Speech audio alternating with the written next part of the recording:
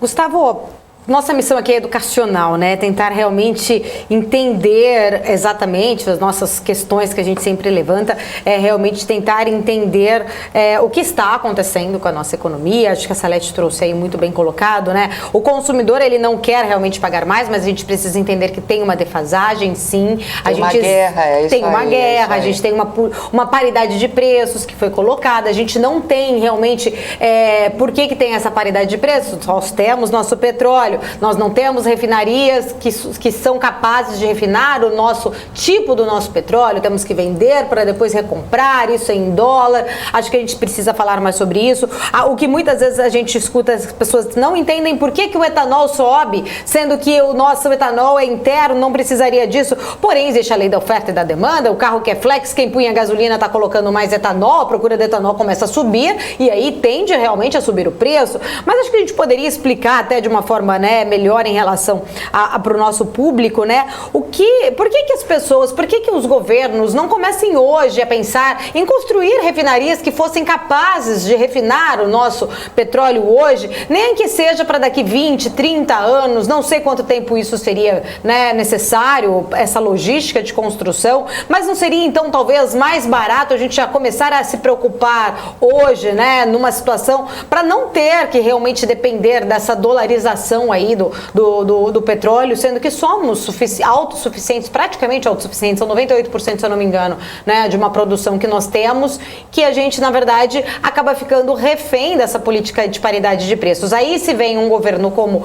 o Lula falando que não deveria ter essa paridade, a gente sabe dos reflexos disso, que não é tão simples assim como pode parecer para algumas pessoas que seja simples. Então eu gostaria até de uma aula para a gente realmente, né, entender um pouco mais, né, um educacional, né, atrás dessa racionalidade que a gente está aqui debatendo. Começando até pela autossuficiência, sim, Gustavo. Isso é balela, isso é real. O óleo que nós produzimos não é o que nós usamos, então nós não somos autossuficientes ou somos?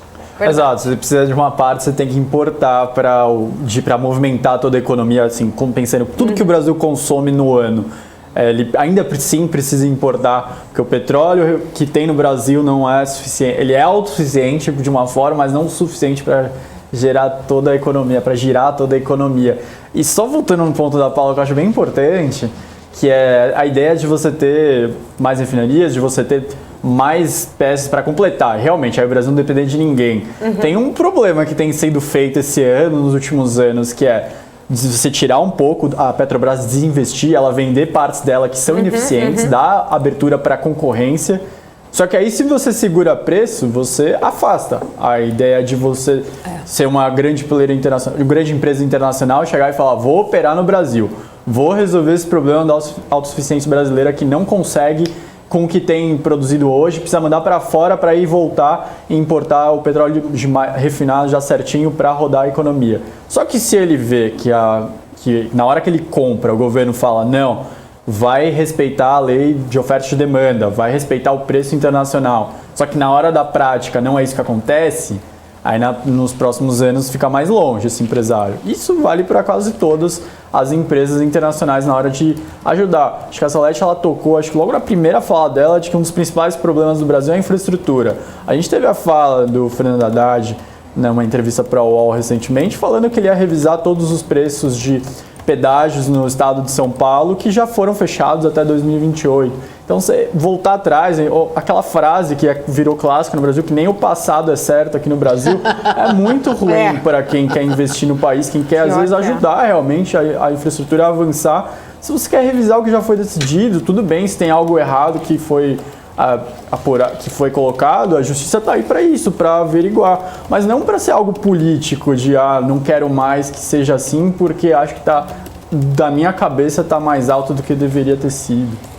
Isso só atrapalha o prosseguimento. E dinheiro é um produto em falta neste país, porque apesar dos recordes de arrecadação, tudo que nós temos, ou nós, governo, tudo que nós arrecadamos, 97%, se eu não me engano, é com custeio da máquina. O Estado é gigante, né, Gustavo? Como é que nós... É um elefante branco que o povo brasileiro carrega nas costas com esse parlamento que é caríssimo. custa muito a cada um de nós, a máquina do governo é cara. Então, eu sinceramente não consigo ver um investimento na proporção que nós precisamos hoje, o investimento em infraestrutura versus PIB, ele deveria ser no mínimo o dobro, né, Gustavo, do que nós temos. E a entrada de capital estrangeiro é fundamental, porque nós não temos o dinheiro, né? Exato. Sim, eu acredito que você não tenha como sair tudo do governo, por mais, se você parar de investir em todo o resto e for todo para infraestrutura, todo o resto é sofrer, saúde e educação é para desgraça, e tudo bem, você destina para infraestrutura, mas o Brasil precisa gastar com segurança, saúde, enfim, mas não saindo muito da pergunta. Eu acredito que a infraestrutura, a gente tem visto muita fala de empresário mostrando como a infraestrutura se desenvolvendo, ela vai ajudando o país a crescer.